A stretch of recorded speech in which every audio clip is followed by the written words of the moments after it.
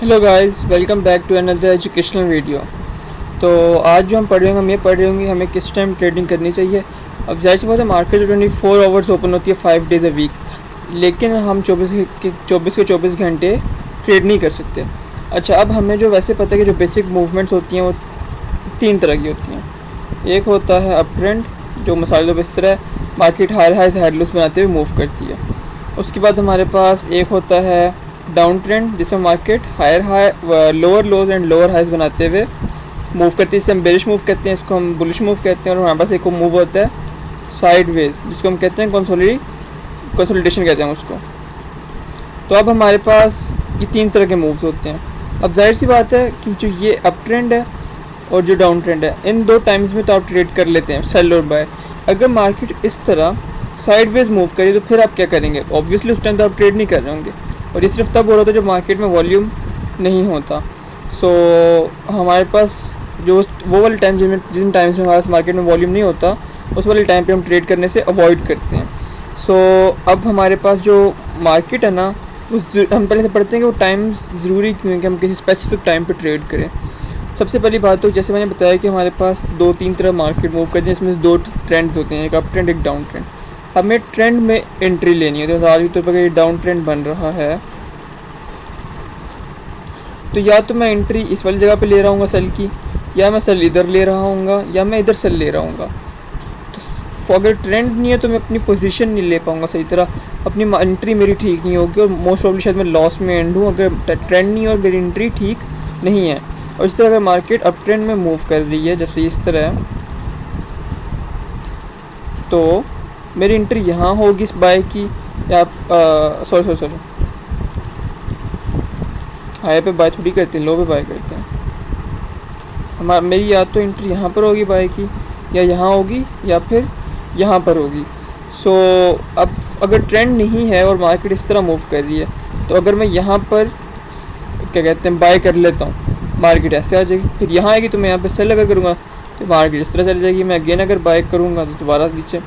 तो अगर इस तरह मार्केट मूव करती रहेगी साइडवेज, तो हमारे पास तो फिर आप हमेशा लॉस में ही एंड अप होंगे। सो इसलिए ट्रेंड्स ज़रूरी होती है, क्योंकि ट्रेंड उस टाइम बनते हैं, क्योंकि पहले कोई ट्रेंड बना हुआ है तो उस स्पेसिफिक टाइम में ट्रेंड कंटिन्यू होता है।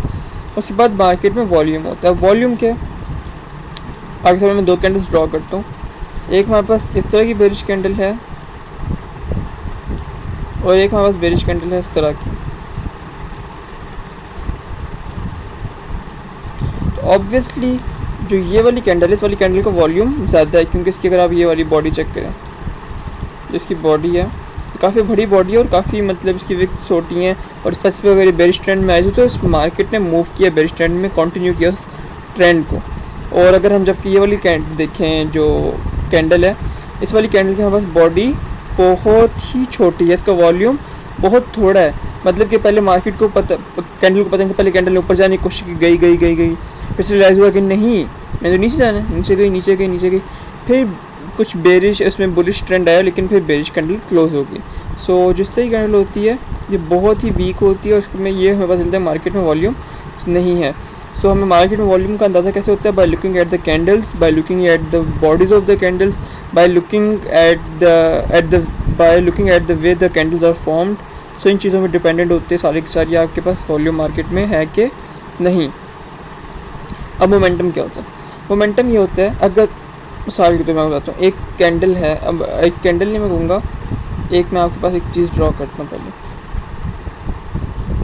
या बल्कि कैंडल से ड्रॉ करता हूँ।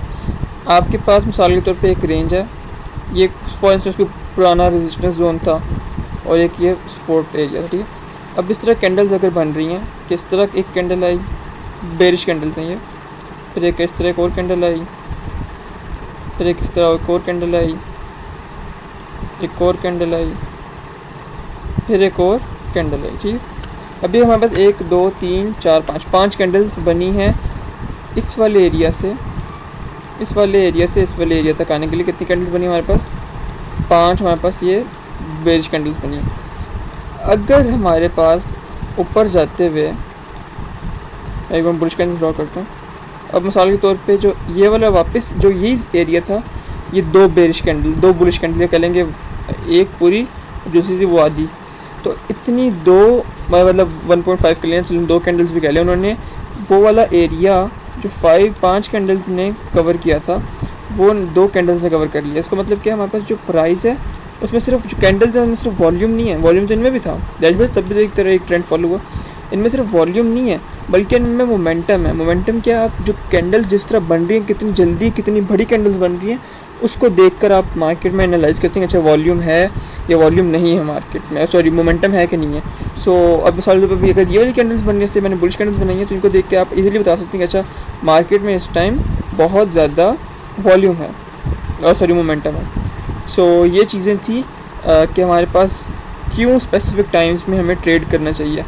अगर हम सबसे पहले देखें तो हमारे पास क्या था कि ट्रेंड्स बनते हैं हमारे पास, या जो ट्रेंड अगर पहले कोई बन रहा है तो ट्रेंड फॉलो होता है। उसके बाद मार्केट में क्या आता है, वॉल्यूम होता है, और क्या मार्केट में क्या होता है, मोमेंटम होता है। So guys stay tuned. अगर इसमें आपको कोई भी क्वेश्चन है तो कमेंट्स में ज़रूर पूछिएगा। तो आगे मैं इसके साथ और भी जो ट्रेड एजुकेशनल वीडियोज़ मैं अपलोड करता रहूँगा। आप लोगों को स्पेसिफिक टॉपिक है जो आप समझते हैं कि मैं इसके बारे में वीडियो बनाऊँ तो ज़रूर कमेंट्स में बताइएगा, मैं उस पर इंशाल्लाह वीडियो बनाऊँगा। सो टेक केयर, लाइक ज़रूर कीजिएगा, सब्सक्राइब कीजिएगा और शेयर भी कीजिएगा।